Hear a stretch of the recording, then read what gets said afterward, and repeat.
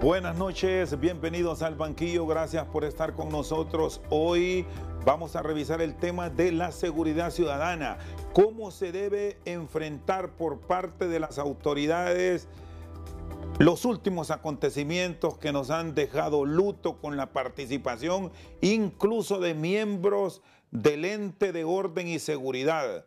Se están manejando los cuadros estadísticos de forma adecuada. ¿Qué recomiendan los expertos? Nos acompaña el expresidente de la Comisión Legislativa de Seguridad, Rodolfo Zelaya Portillo, un experto en temas de seguridad, el coronel Andrés Wilfredo Urtecho Yamborde y la directora del Observatorio de la Violencia de la máxima casa de estudios, la licenciada Migdonia Ayesta. Ya vamos con ustedes, estimados, que están a través del Zoom.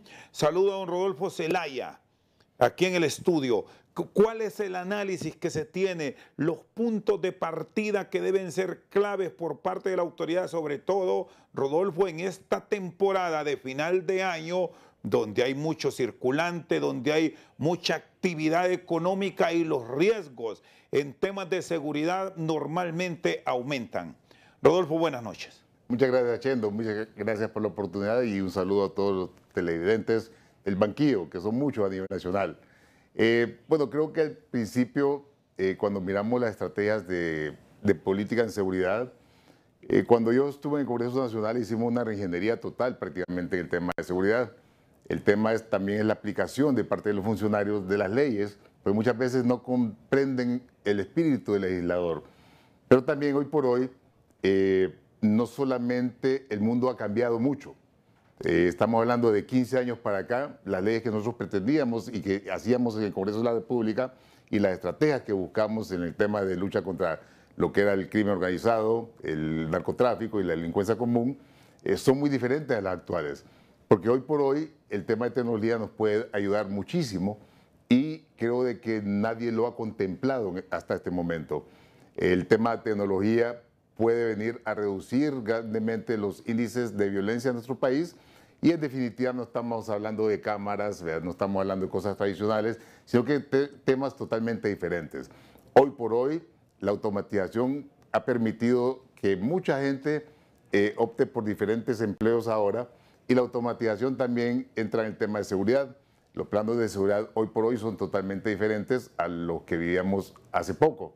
Por lo tanto, creo que podríamos hacer varias propuestas en el tema de lo que es el transporte, ya que son chantajeados permanentemente por el crimen organizado. Podemos trabajar para hacer que sea el pago en QR, que sea el código QR o que sea en pago con lo que es criptomoneda dedicada a lo que es el transporte, y ahí prácticamente podemos parar lo que es la extorsión dentro de lo que es el transporte. Pero también necesitamos temas alternativos y decisiones que el gobierno debe tomar para que Honduras cambie. Este país va al precipicio. Este país, creo que lo que le ha importado más al gobierno es mantener el tema de la izquierda, consolidar la izquierda, y ha dejado un poco al lado el tema de seguridad. Creo que el tema de seguridad es sumamente importante y si el ministro de Seguridad nos está escuchando, creo que él debe tomar medidas necesarias para responderle a la población hondureña. Porque no solamente con circo se le va a dar seguridad al pueblo hondureño. Una cosa es lo que vaya a pasar, ¿verdad?, con el tema de la fiscalía, etcétera, etcétera. Otra cosa es lo que el pueblo hondureño quiere. El pueblo hondureño quiere paz, quiere seguridad. Y el gobierno está obligado a darla, no obviar ni siquiera el tema. Esconder cifras, eso es totalmente equivocado. Y cuando nosotros miramos de que existe la posibilidad de hacer cambios fundamentales en el tema de lo que es la Policía Nacional y toda la infraestructura de los entes que también vigilan en la gente de seguridad del Estado, deben de hacer una planificación estratégica, incluyendo el tema de tecnologías, porque hoy por hoy miremos países que han reducido lo que es la delincuencia con el tema tecnológico.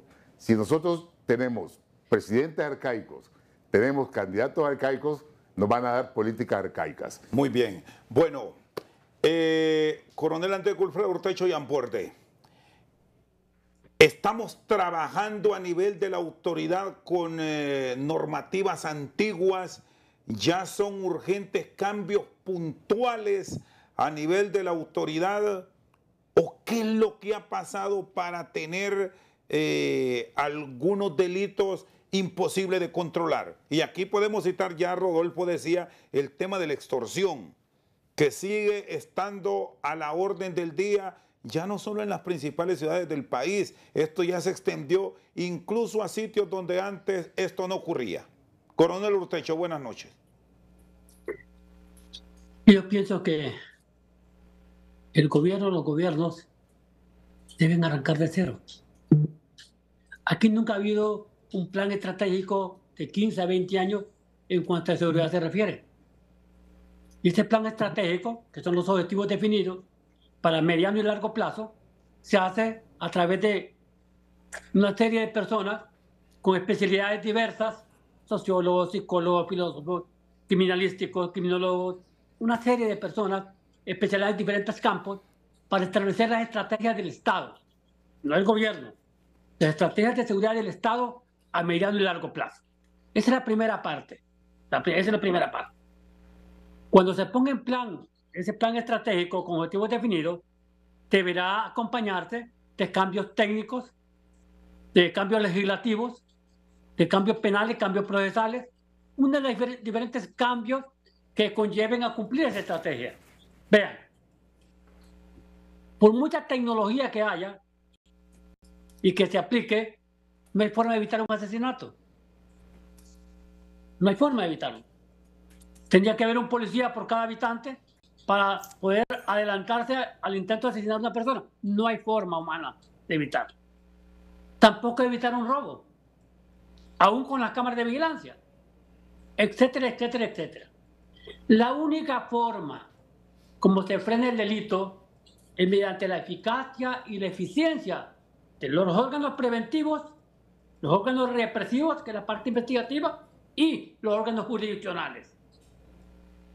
Cuando los órganos represivos, que es la investigación, ocurre un hecho criminoso, es investigado, es detenido la persona, es enviado a los tribunales, y los tribunales proceden y lo sentencian, esa es la forma, es la única forma de disuadir el delito.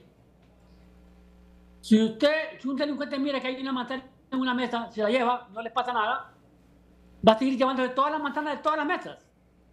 Cuando se dan cuenta que cuando hay un hecho delictivo, inmediatamente hay una investigación y hay resultados de esa investigación que concluye los procesos y concluye con sentencias condenatorias, eso es lo único que frena el delito. Cuando hablamos de tecnología, hablamos demasiado general.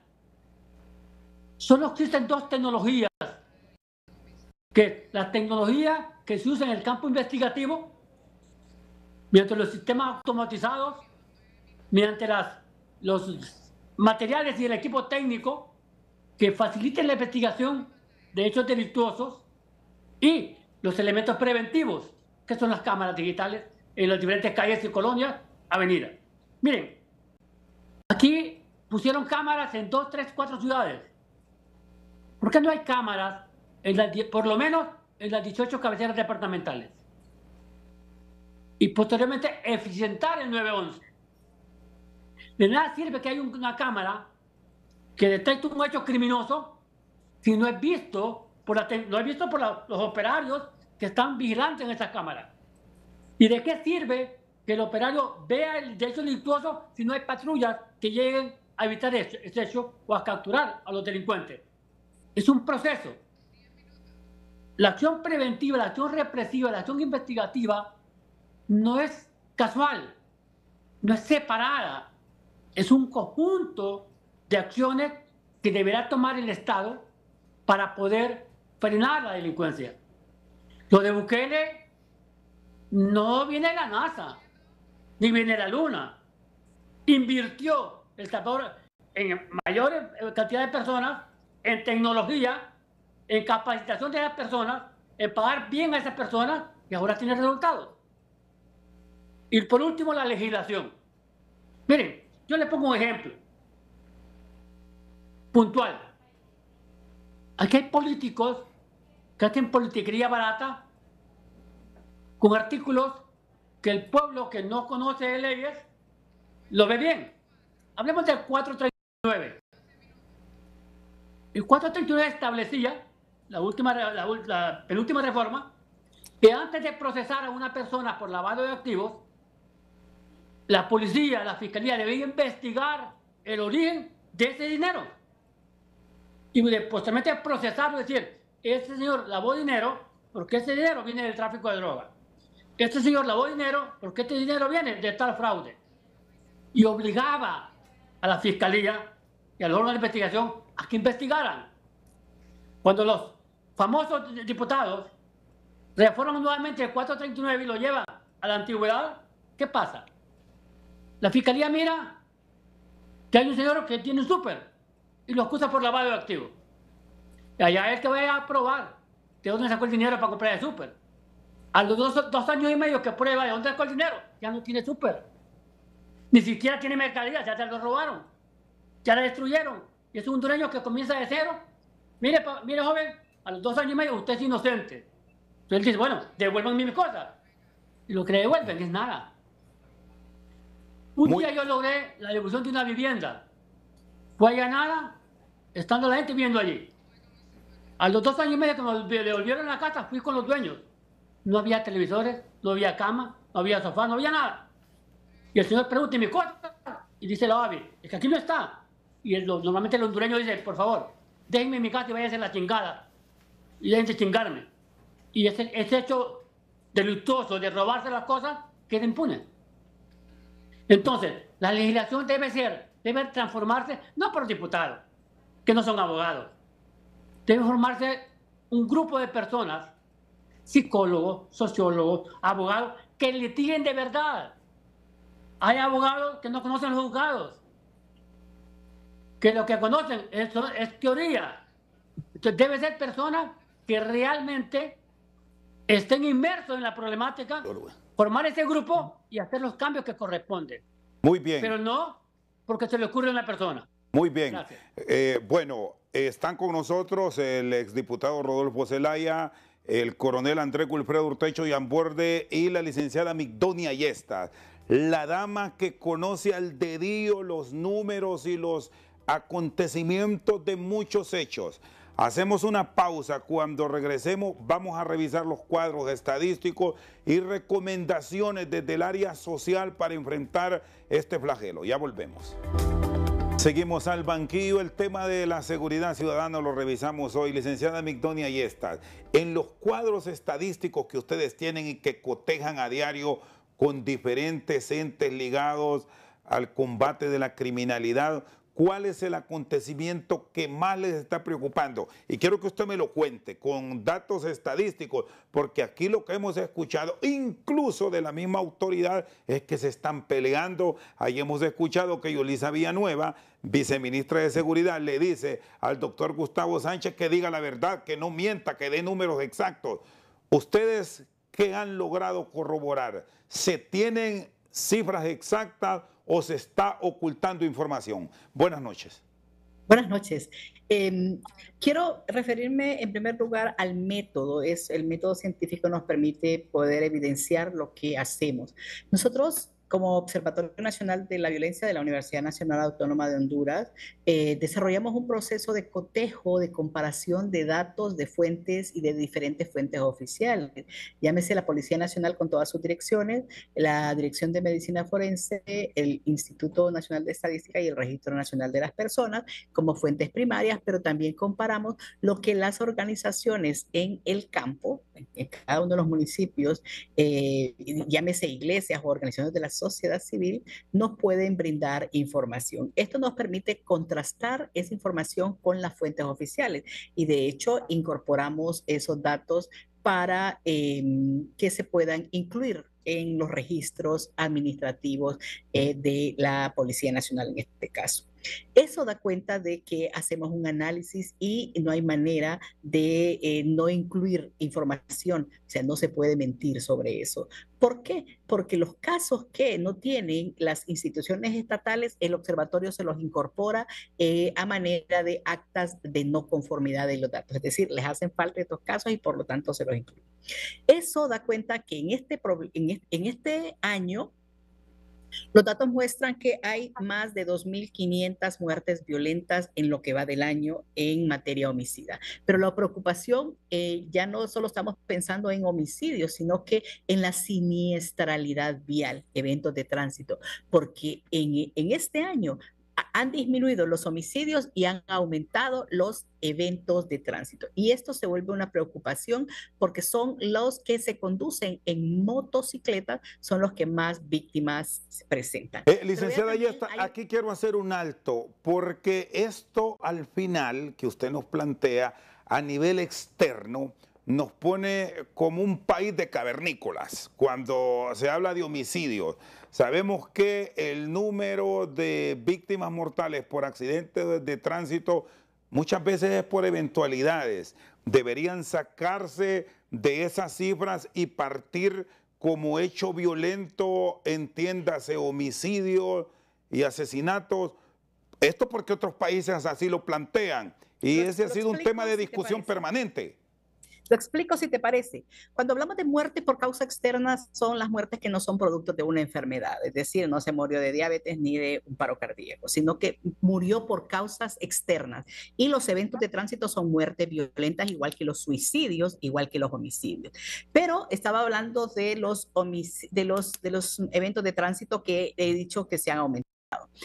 Pero el estándar mundial con que se mira o que un país o no es violento es a través de la tasa de homicidio, que este año la tasa va a cerrar en promedio entre 34 a 37 por cada 100.000 habitantes, de acuerdo a la forma de cálculo de la tasa. Nosotros le ponemos un estándar alto al Estado para decirles, no les va a bajar de 37 y eso significa que va a disminuir 2 puntos o 5 puntos en comparación con el año 2022, que fue de 38.2 por cada 100.000 habitantes. Pero seguimos pensando y realmente es que el país es un país violento. Si lo ¿cómo lo comparamos? Con Latinoamérica ocupamos el segundo lugar de país más violento, solo seguido o abajo de Venezuela.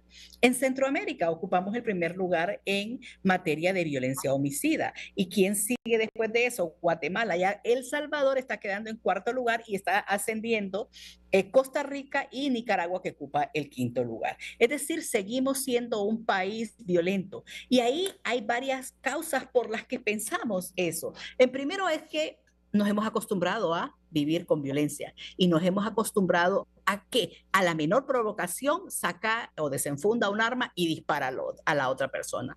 Entonces naturalizamos la violencia y nos volvemos insensibles ante ese fenómeno. Y por lo tanto, acciones o recomendaciones que decías que se deben establecer el principio es trabajar el tema de la cultura de la violencia. Es decir, debemos enseñar a la gente que no se vale en un proceso de discusión matar. Sí, y viendo otro tipo de hechos que también la misma policía ha dicho que le resulta complejo su atención, más allá de los detenidos que se han registrado, aún siguen sin tener una respuesta efectiva, eficiente para la población. La extorsión, el cobro del denominado impuesto de guerra ya a nivel de casi todo el país, y el tema del narcomenudeo que está ligado a este tipo de acción de Lampa.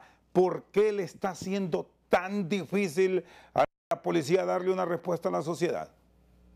Sin duda, el problema de la extorsión hemos dejado crecerlos tanto que en muchos barrios y colonias está cooptada o que ya es generalizado que todo el mundo sabe quién es y de eso viven muchas personas en materia de extorsión. Y los escasos procesos de investigación que se venían desarrollando da cuenta de que han proliferado. ¿Quiénes son estos que se dedican a el microtráfico de drogas o a la extorsión? Sin duda es el crimen organizado. 3 10 o más, que por cierto tiempo actúan, y estos se llaman maras y pandillas, bandas criminales o bandas o cárteles del narcotráfico. Y en muchos barrios sabemos y vemos cómo van creciendo en número de gente, reclutados o van creciendo en posesión de riquezas ilícitas, y si no se desarrollan esos procesos de investigación criminal, difícilmente se va a dar cuenta de esa reducción. Ahí es donde está el problema, porque cuando la autoridad no está actuando o lo hace muy someramente, entonces este crimen organizado o la delincuencia común se va apoderando de lugares, de municipios y de barrios que deberían estar controlados a través de la convivencia y la seguridad ciudadana por las autoridades del Estado junto con las organizaciones de la sociedad. Y es correcto a estas alturas, licenciada Ayesta, seguir cargando gran parte de la responsabilidad de no dar respuesta efectiva a la falta de agentes, o debemos ir pensando en otro tipo de auxilios que ya los planteaba Rodolfo y el propio coronel Urtecho Yamborde?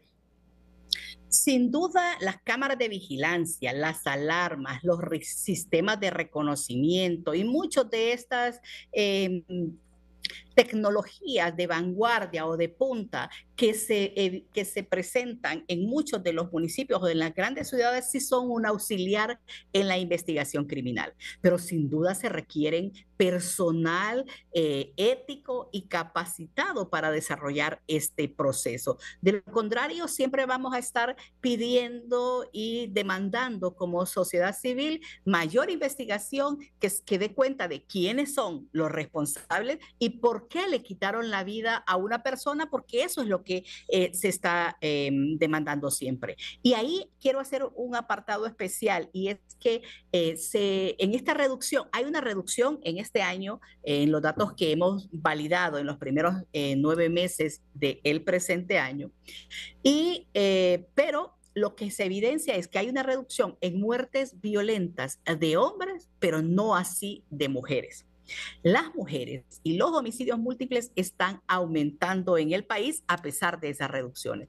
Más o menos el 27% de las muertes violentas de mujeres y femicidios en Honduras han aumentado, porque lo que ya decía es que necesitamos trabajar sobre la cultura, la capacidad, porque podemos dotar de tecnología, podemos dotar de más recursos humanos a la policía y a los entes, pero si no les enseñamos a la gente que hay alternativas de resolver los conflictos, que la cultura patriarcal o la violencia de género se puede disminuir mejorando las relaciones de la pareja y educando a los niños y a las niñas de estas nuevas formas de coexistir o coeducarlos y aprender, que aprendan a usar el tiempo libre, difícilmente vamos a reducir la violencia, porque captura unos hoy y el crimen organizado recluta a otros mañana, y así van aumentándose este problema que al final lo que nos deja es mucho dinero en circulación ilícita o extorsión, pero también muchas muertes violentas y obviamente muchos capturados. Muy bien.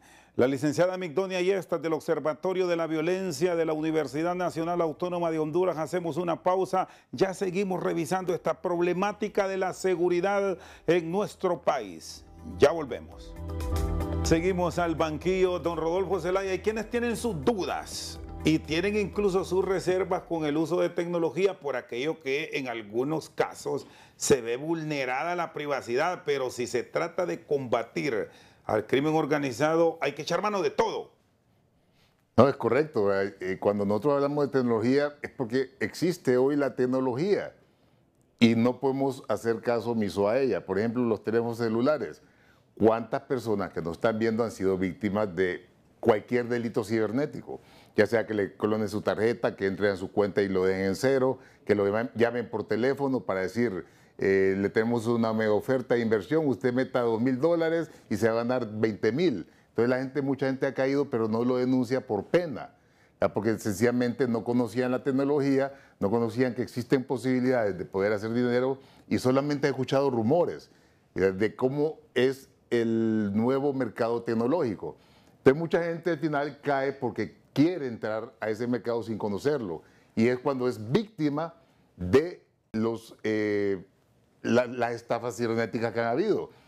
Yo conozco una cantidad de personas que lo han dejado en cero su tarjeta de crédito, sus tarjetas de débito, sus cuentas bancarias, etcétera, etcétera. Y ese es un tipo de delito silencioso, que muchos hondureños son víctimas y nadie los denuncia.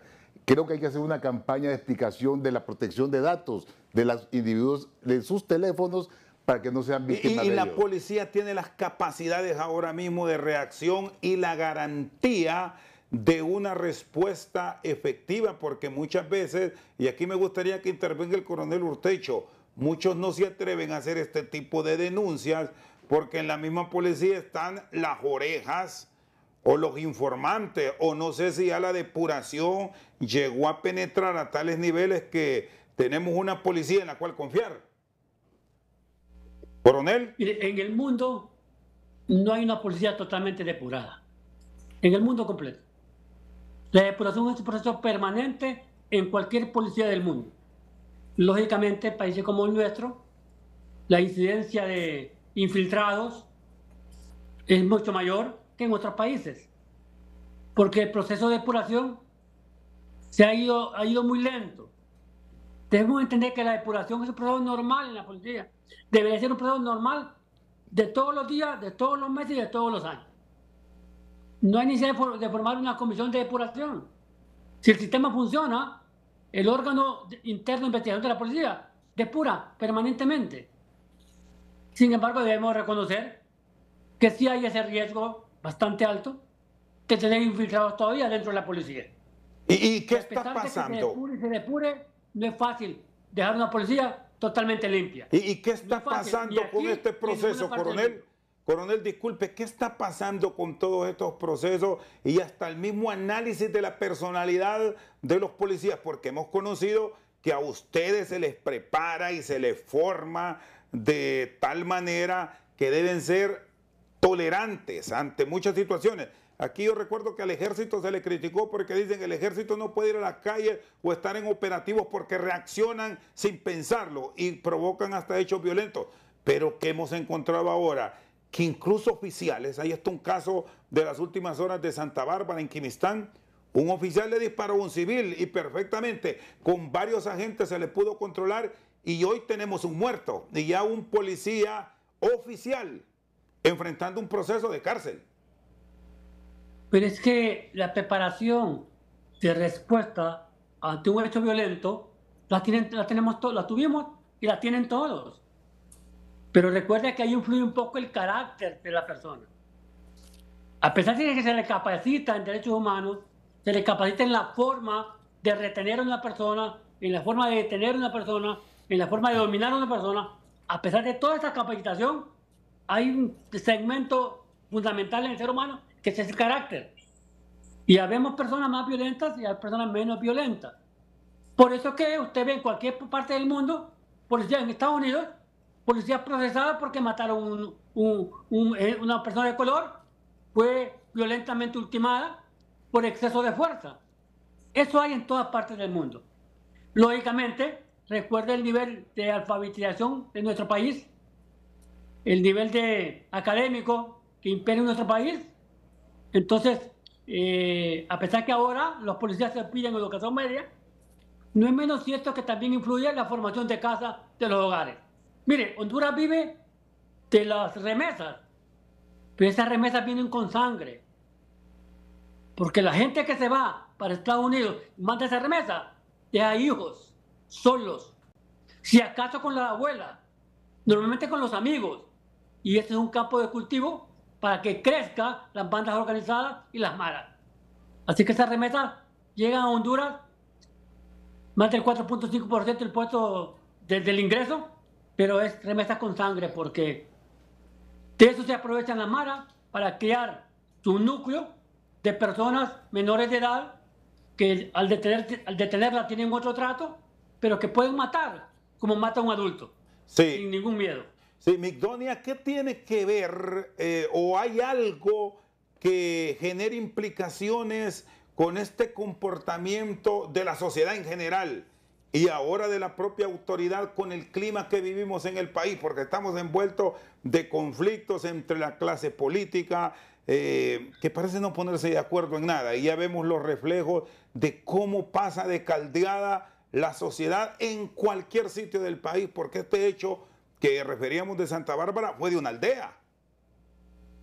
Sin duda, cuando, como decía el coronel Urtecho, el abogado, si no hay proceso de formación, de adecuación curricular para que los policías y la ciudadanía en general sepa cómo reaccionar ante un hecho, difícilmente van a poder controlar. Porque cuando nos enseñan en el hogar cómo es que tenemos que reaccionar ante una acción, y más aún ante un delito, difícilmente eso se puede enseñar en otro lugar. La forma como se educa en la casa, la forma como se sensibiliza o la forma como invisibilizamos en un problema, y ahí el tema de prevención, porque vean, iniciamos analizando qué se requiere para controlar todos estos delitos, el control, la parte judicial, la disuasión y la parte de represiva. Pero se nos olvida que los seres humanos necesitamos un proceso de formación de nuestras capacidades para decir no a la violencia. Y eso tiene que ver con la prevención primaria antes de que suceda o para evitar que aparezca el fenómeno, secundaria cuando se detectan los problemas y van a corregirse, o la terciaria cuando se requiere, por ejemplo, si hay problemas de drogodependencia. Ya he oído al IADFA que está desarrollando una clínica de desintoxicación. Eso es prevención terciaria, antes de que lleguen a las instancias de justicia. Y eso es lo que no pasa, porque nos hemos acostumbrado a pensar que estos problemas de violencia y criminalidad, de inseguridad, es natural, que unos nacen y otros tienen que morir. Tienen que morir por causa natural, pero no por causa externa, porque ahí es donde se vuelve un problema en el país cuando decimos es que no se previno lo suficiente para evitar que sucediera. Rodolfo, ¿estamos con una verdadera labor preventiva o está de ver la policía? Yo creo que la policía está reaccionando, no está haciendo el tema de prevención.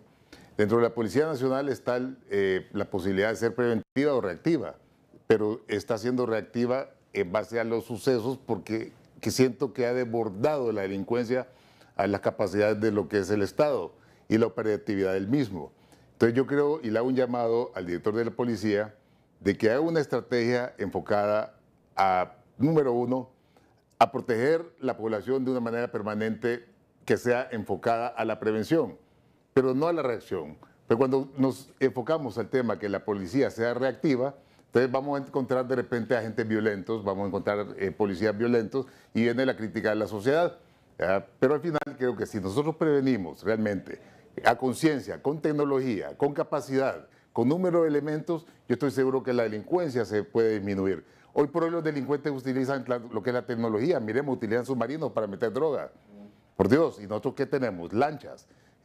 Compramos unas corbetas del Estado de Honduras, el cual son para defender el Estado de Derecho de nuestro país, pero también debería ser parte de los operativos permanentes en contra de lo que es la delincuencia, porque recordemos que los delincuentes utilizan teléfono Iridium, que son teléfonos satelitales a nivel mundial, utilizan lo que es submarinos, utilizan GPS, utilizan cualquier tipo de tecnología para salirse con la de ellos. Y no es posible que el Estado, teniendo las capacidades, poder hacerlo. Yo le voy a dar un consejo al gobierno de la República. Ellos pueden hacer un llamado para empezar a disminuir la violencia. Hacer una solicitud al gobierno de Estados Unidos, solicitar un software que se llama CODIS con todo lo que son los elementos para poder tener una base de datos de ADN de todos los delincuentes del país y así poderle dar seguimiento de manera inmediata casi en los actos de violencia que existen en Honduras. El CODIS es un sistema que lo da Estados Unidos. Lo da gratis en solicitudes de cualquier estado del mundo. ¿Y con la relación actual lo querrá dar Estados Unidos o es posible? Es el problema, pero el presidente Bukele lo hizo y lo anunció. El Salvador tiene el CODIS y es un sistema que realmente va a venir a disminuir la delincuencia, a disminuir la violencia doméstica, como estaban diciendo los panelistas, Y definitivamente estamos en un momento de cambio. Estamos en la cuarta revolución industrial. La gente va a desconocer muchos temas de tecnología y puede caer mucho en lo que es el ciberacoso, en ciberdelitos, en que le hackeen sus teléfonos, sus cuentas bancarias, lo que es amenaza, chantaje, extorsión, también vienen por lo que es tecnología. Entonces creo que nosotros tenemos que estar conscientes de que el mundo ha cambiado y que no tenga la visión de cambio este país, pues sencillamente vamos a seguir dando palos de ciego. Honduras necesita una estrategia que sea preventiva y no reactiva y que le dé la oportunidad al ciudadano de caminar tranquilamente. Muy bien, Rodolfo Zelaya Portillo junto al coronel Urtecho Yamborde y la licenciada Migdonia Yesta nos acompañan al banquillo. Una pausa, ya regresamos. Coronel Andrés Wilfredo Urtecho, usted tras su retiro de la policía ha estado indirectamente y casi directamente también ligado a la actividad política. ¿Cómo evitar que este tema entre en un plano político y que se termine enredando? Sino actuar en base a la denuncia independientemente de quién se trate, el que ha cometido o tiene indicio de un delito, porque esto ha generado también controversia. Hoy tuvimos la última aquí en la capital de la República en un conflicto que curiosamente, y ya lo planteábamos al inicio, ha implicado al ministro con una viceministra. Mire, los temas de Honduras son políticos por excelencia. Y si no es político, los convierten en políticos. Entonces va a ser de cuestión de conciencia de las personas políticas para que no politicen cosas elementales de vivencia del país y que influyen en los ciudadanos. Solo un resumen bien corto. Decía el exdiputado del COVID. Sí, el COVID es exactamente la huella. El ADN es una huella, una segunda huella que identifica a las personas. Ese archivo que tienen en otras partes del mundo, muchos países lo inician desde el momento que nace la persona. Guardan su ADN mediante un sistema de archivos, como guardan las huellas digitales dactilares. ¿Sí? En Honduras, comenzar no es imposible, pero le pongo un ejemplo más pequeño. En el año 2000, yo estaba en la policía, se compró el sistema de identificación balístico. Ese sistema no se puede comprar a través de terceras personas. Se compra de estado a estado. Se lo compró a Canadá hace varios años. Ese sistema ya no sirve. Vamos a sacar un permiso de arma, hacen 5 o 6 disparos y la ojiva la guardan. Es todo lo que se hace. Esa ojiva no va a un sistema de cómputo de identificación del arma. Entonces, de nada está sirviendo. No se está haciendo lo correcto. Miren, yo no soy político. Político era mi esposa, que paz descanse. Pero yo tengo que reconocer una cosa y señalar otra. El gobierno pasado avanzaron en seguridad. Hicieron infraestructura, aumentaron salarios, aumentaron armas, y los últimos 3 años no dieron uniforme. Y los policías tienen 5 años, 3 más 2, 5 años, sin que les den uniforme. Sin embargo, el gobierno pasado cometió un enorme error. Se olvidó de las maras. No atacó el delito de las maras. Y en estos 8 años las maras crecieron en forma desmesurada. Las maras son, pienso yo, el organismo con más dinero que hay en el país. Más dinero que muchos empresarios. Se convirtieron ahora en un poder económico que no es fácil de enfrentar, porque los dejamos crecer. Ahora hay que comenzar a tratar de podar las hojas despacio, rama por rama, para llegar a la raíz. Y la prevención, la prevención es simple. Es totalmente simple. Se previene a través de la educación. Hogar, escuela, colegio. Se previene a través de la presencia y la vigilancia. No existe en el mundo otra forma de prevención. Por eso inventaron las cámaras, los policías en la calle, los policías en la moto, las patrullas policiales, para prevenir. La segunda parte de prevención es casa y escuela. No hay otra forma de prevenir que ellos conozcan hasta este momento en el mundo moderno. Muy bien. Gracias, coronel, por sus conceptos y su participación, licenciada. Y estas, ¿qué tanto podría, y yo me voy a poner en el plano de la actividad que tenemos para este cierre de año, ante acciones puntuales como este accionar de los grupos antisociales que señalaba el coronel Urtecho y Amborde, apoyar la participación del ejército con acciones puntuales y fortalecer, ojo, fortalecer económicamente, porque a la policía hay que tenerla bien, hay que darle alimentación, hay que darle uniforme a los muchachos en esta temporada final del 2023. Yo quisiera agregar algo más de lo que el coronel Urtecho y Amborde estableció. Tuvimos y tenemos una tasa de seguridad endeudada que nunca fue transparente y que sirvió para hacer actos de corrupción igual, y eso se volvió un problema. Pero también el que se creara una policía militar del orden público para apoyar las acciones de seguridad de la policía fue en su momento muy discutido y muy debatido, y todavía está siendo utilizada para el accionar de prevención de la violencia y control y disuasión del delito. Por eso es que es importante que las estrategias tengan un norte para saber, porque ¿qué es lo que vamos buscando cuando hablamos de seguridad ciudadana? Es evitar el riesgo y el miedo a la violencia que las personas tienen. Y por lo tanto, la seguridad no solo es un asunto de policías y militares en este caso, sino que hay una corresponsabilidad entre la familia, entre la escuela, a nivel personal y a nivel comunitario, porque hay factores de riesgo y hay factores de protección que deben establecerse. Por eso es que en esta época de Navidad sabemos que hay que tener factores de protección. Si te paga el 14º o 13º, no lo vas a llevar al comercio todo de un solo, porque primero tienes que pagar tus deudas y después que te lo pueden robar, porque la delincuencia y la criminalidad en este momento es bastante grande. Hay que recordar que le delegamos a las autoridades competentes, y en este caso a la Policía Nacional, la responsabilidad sobre el actuar. Nosotros no actuamos para defendernos de un hecho criminoso, sino que se desarrolla a través de los entes de investigación científica criminal, investigación criminal, y luego interponer acción penal y judicialización. Y eso nos permite responder legalmente ante estos delitos, porque de lo contrario, y si no, las autoridades no actúan, y en este caso Policía Militar y Policía Nacional no actúan, entonces mucha gente lo que hace es justicia por mano propia, y debemos evitar ese riesgo que la gente puede creer que ellos son los que se van a dar su propia seguridad.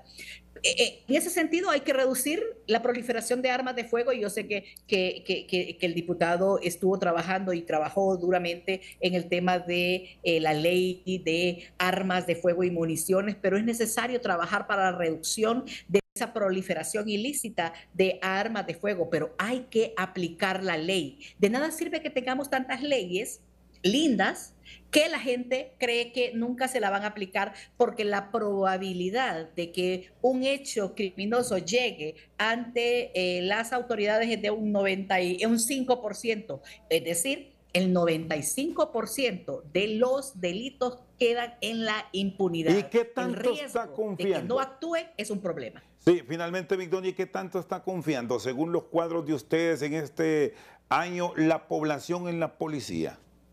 Mire, la Policía Nacional, después de este proceso de depuración inacabada, y estoy de acuerdo que siempre van a haber problemas dentro de una institución con tanta gente, está recobrando la gente en la confianza. Mire, y yo quiero decirlo muy directamente.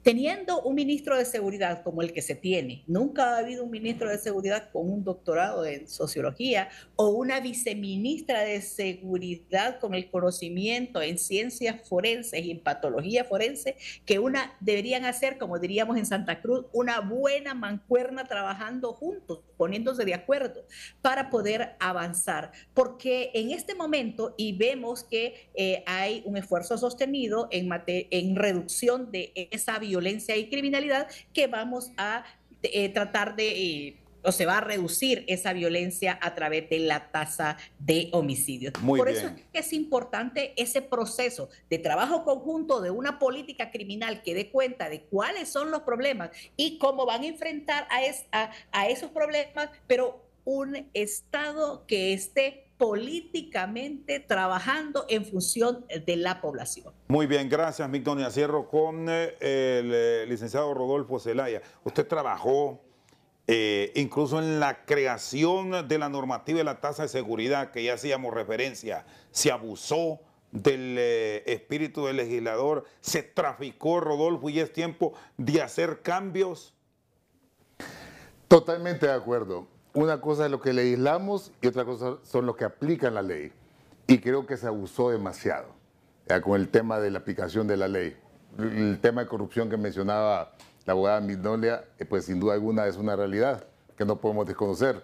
Y creo que con el Urtecho también está claro cuáles son las posiciones que hay que hacer para enfrentar lo que es la delincuencia. El tema de la decisión que debe tener el gobernante y sus asesores para llevar una política de seguridad real que nos venga a beneficiar a nosotros como país. Y en realidad no lo estamos viendo. Creo que el clamor del pueblo hondureño, señores gobernantes, es evidente. Nuestro país está realmente sumergido en la delincuencia, en lo que es la inflación y ahora añadiendo delitos nuevos de lo que son de ciberseguridad con los aparatos electrónicos. Nosotros estamos conscientes de que Honduras es un país difícil, pero también no es tan difícil tomar una decisión para cambiar este país y darlo por buen camino. Creo que nosotros como hondureños debemos de exigir que las cosas deben de hacerse de manera correcta y no de manera politizando los temas. Pues si politizamos los temas, pues vamos a llevar el mismo fracaso. Yo hice aproximadamente 30 leyes de temas de seguridad, entre ellos la creación del ATIC. Y al final nosotros estamos conscientes, y el ATIC lo hicimos con un gran equipo de trabajo, incluyendo estaban varios abogados, Ministerio Público, la Policía Nacional, miembros del Ejército, gente del Poder Judicial y miembros del Ministerio Público en sí. Pero estuvimos trabajando fuertemente para poder llevar a crear lo que es la ATIC, que el día de hoy está funcionando, que ha tenido errores, sí ha tenido errores, y que de repente, como ciudadano, yo he criticado la forma de elegir lo que es la Fiscalía, pero otro tema. Hablemos del tema de seguridad y la obligación de los órganos del Estado. Y la responsabilidad de ellos es genuina, es una obligación de darle seguridad a la población hondureña y que miren que en el futuro próximo, un tema que es muy importante, Rosendo, muchos empleos se van a perder por el tema de automatización.